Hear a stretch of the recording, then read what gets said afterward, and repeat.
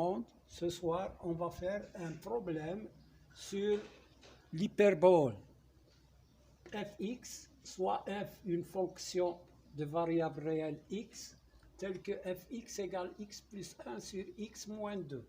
Premièrement, déterminer le domaine de définition de la fonction f. Deuxièmement, trouver la forme réduite de fx.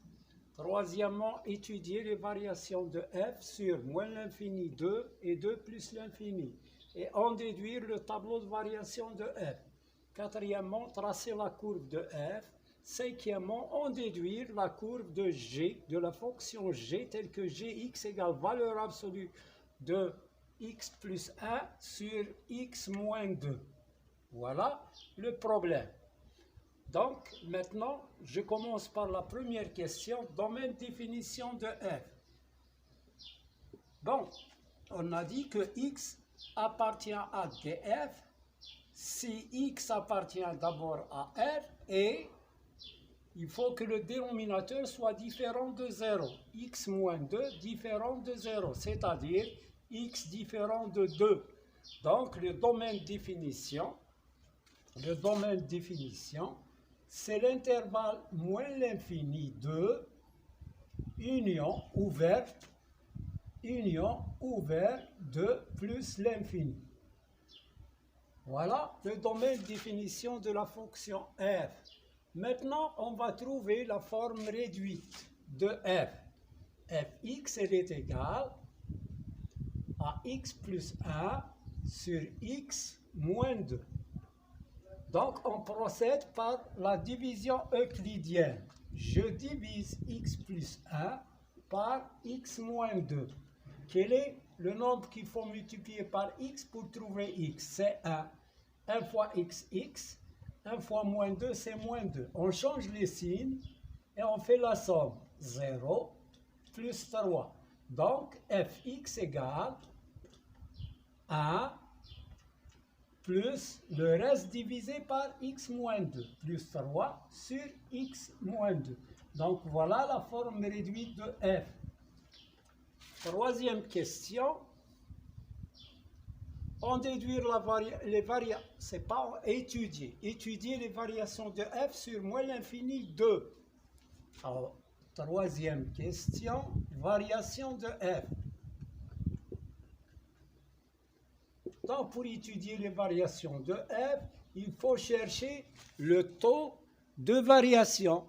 Et le taux de variation entre deux éléments, alors j'ai dit soit A et B, deux éléments différents de df. Alors, je cherche fx, fa moins f de b sur a moins b. Voilà le taux de variation. Donc, le taux de variation entre a et b est égal à f de a moins f de b sur a moins b. Donc, on va chercher d'abord f de a moins f de b, et puis on calcule, on fait a sur b, moins b. Donc, je cherche f de a moins f de b d'abord. F de a moins f de b est égal f de a. On va prendre la forme réduite, 1 plus 3 sur a moins 2. Ça, c'est f de a. Moins f de b, c'est 1 plus 3 sur b moins 2.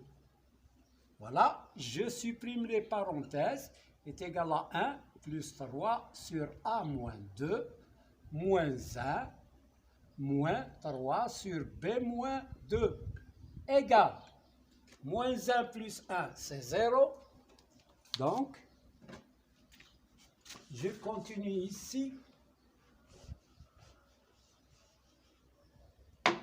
Alors, il est égal à 3 sur a moins 2 moins 3 sur b moins 2. On réduit au même dénominateur.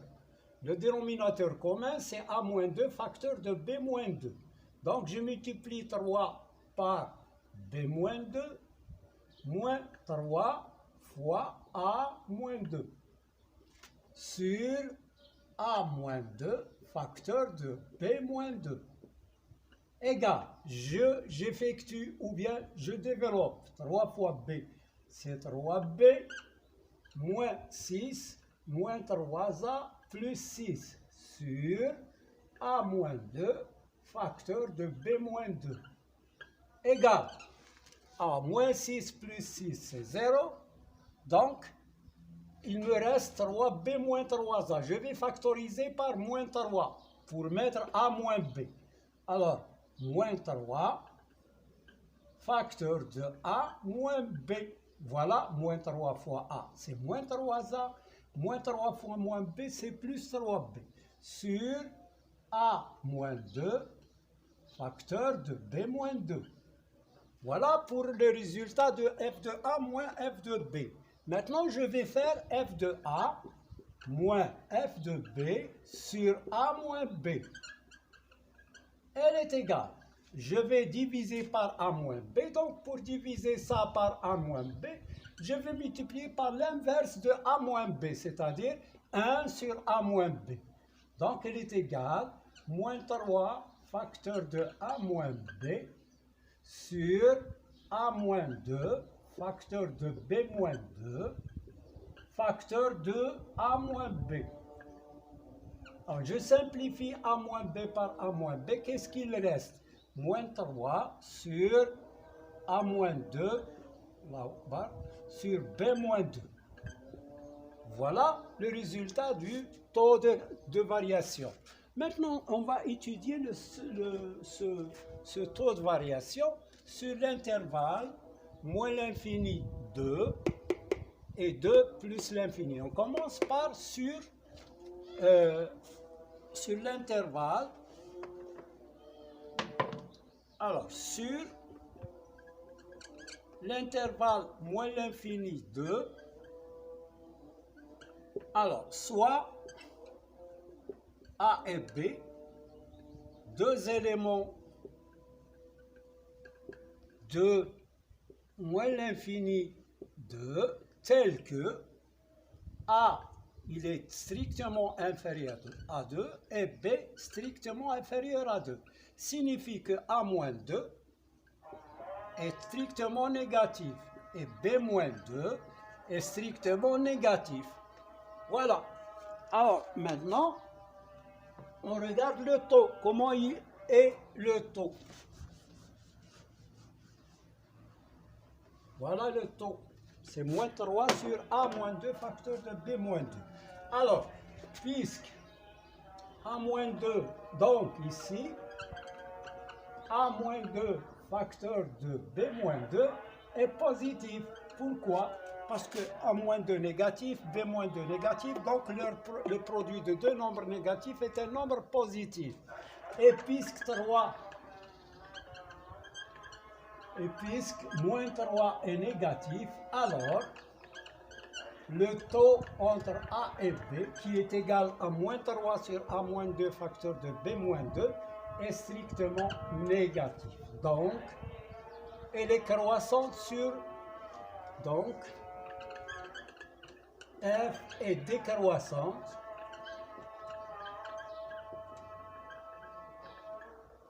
sur 2, plutôt moins l'infini 2. Maintenant, on va voir la variation sur 2 plus l'infini.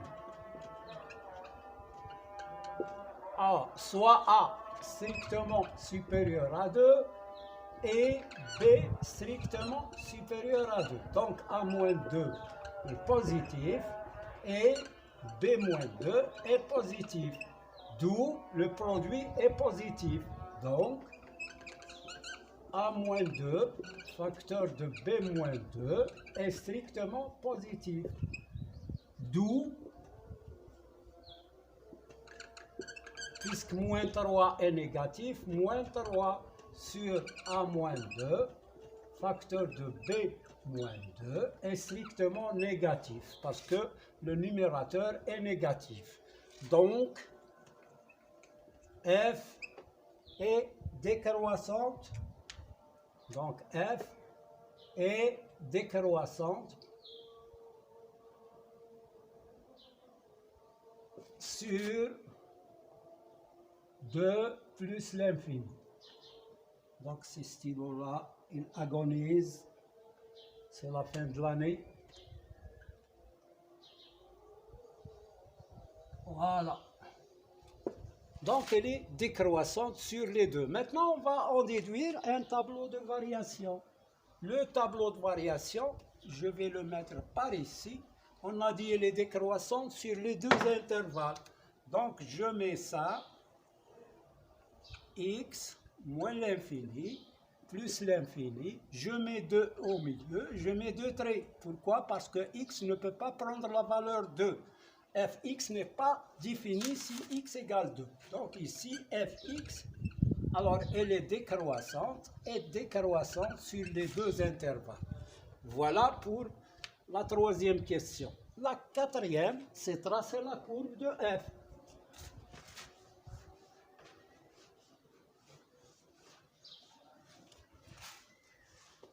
Alors, la courbe de f, quatrièmement, c'est f. Alors, je trace un repère orthonormé. D'abord, avant de tracer la courbe, il faut définir le sommet, plutôt le centre de symétrie. Puisqu'on a un fx égale 1 moins, moins 3, c'est ça? Sur x moins 2, c'est ça? De 1. Donc, on a fx égale... Bon, je refais la division euclidienne pour être sûr. 1, x moins 2 plus 2, c'est 3, oui. À 1 plus 3 ici. Donc, c'est 1 plus 3 sur x moins 2. Donc, le centre de symétrie de f, de CF, est oméga égale combien? Moins alpha, c'est-à-dire 2, moins 2 c'est 2, et 1. 2, 1. Les asymptotes,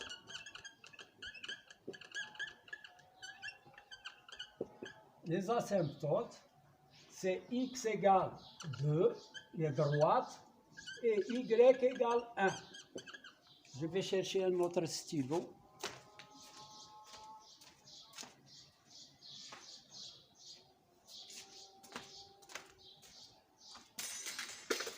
Voilà. Alors maintenant, je peux tracer, donc oméga, c'est 2, 1. Et les asymptotes, x égale 2, y égale 1.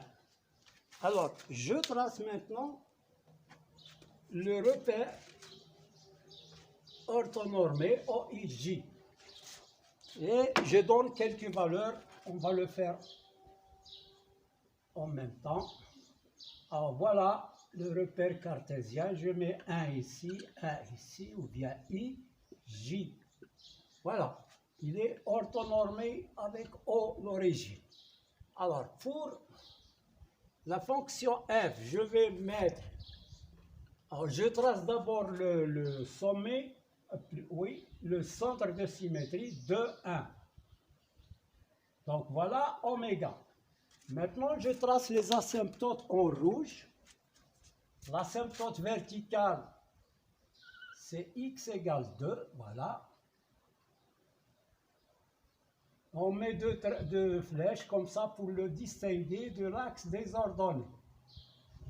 Et l'autre axe, plutôt l'autre asymptote, c'est I et Y égale 1. Voilà. Donc c'est ça. Alors, je donne une valeur supérieure à 2. on va tracer ici, puisqu'elle est décroissante, elle va être de cette façon-là. Et l'autre sera le symétrique. Donc, je vais donner la valeur 3. 3 plus 1, c'est 4. 3 moins 2, c'est 1. Donc, c'est 4. 1, 2, 3 et 4. Voilà un point. Maintenant, je donne à x 5. 5 plus 1, c'est 6. 5 moins 2, c'est 3. Égale 2. 2, 3, 4 et 5. Donc ici, c'est 2.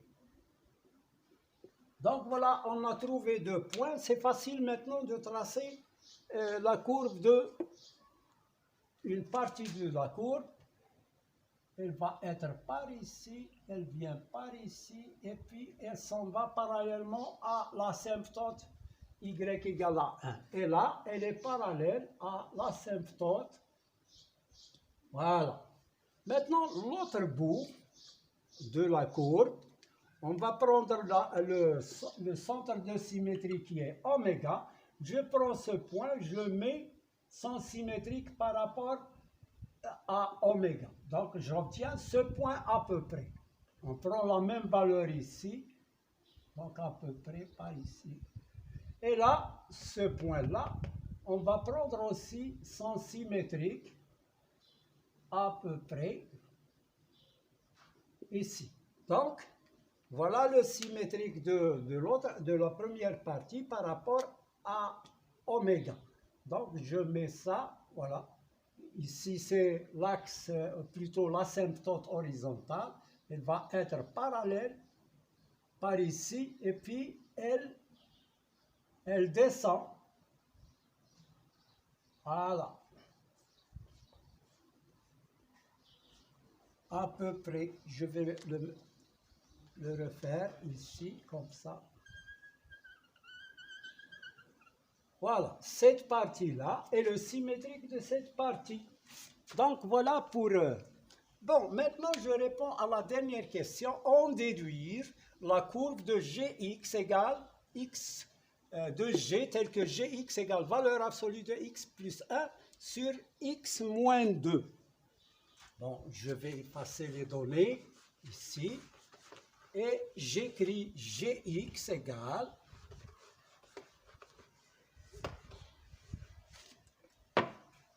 Alors, Gx égale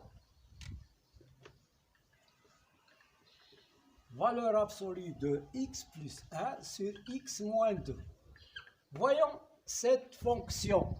Alors, si on remarque que x plus 1 sur x moins 2, c'est fx. Donc, Gx égale à valeur absolue de fx. Alors, si fx est positif, alors, Gx égale à fx, c'est-à-dire que la courbe de f sera confondue avec la courbe de g. Ils seront superposables. Donc, pour fx positif, par ici, alors, elle est superposable. C'est-à-dire que, voilà la courbe de g, elle sera ici. Et fx est positif. S'il est positif, voilà. Et cette partie-là. Parce que cette partie-là, on a fx est positif. Par ici. Voilà les fx positifs, c'est à partir de 0 au haut.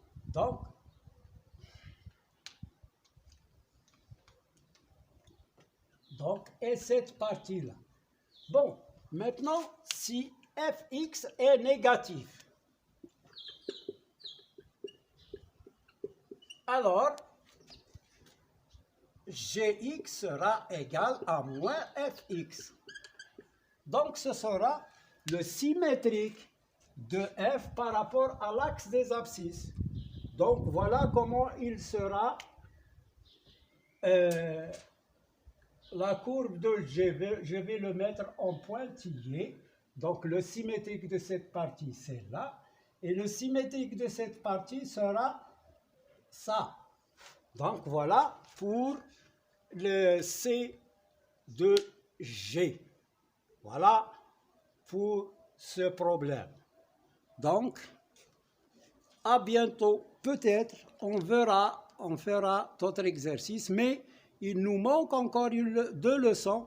La leçon sur le produit scalaire de deux vecteurs et la géométrie dans l'espace. On va faire le produit scalaire, Inch'Allah. À bientôt.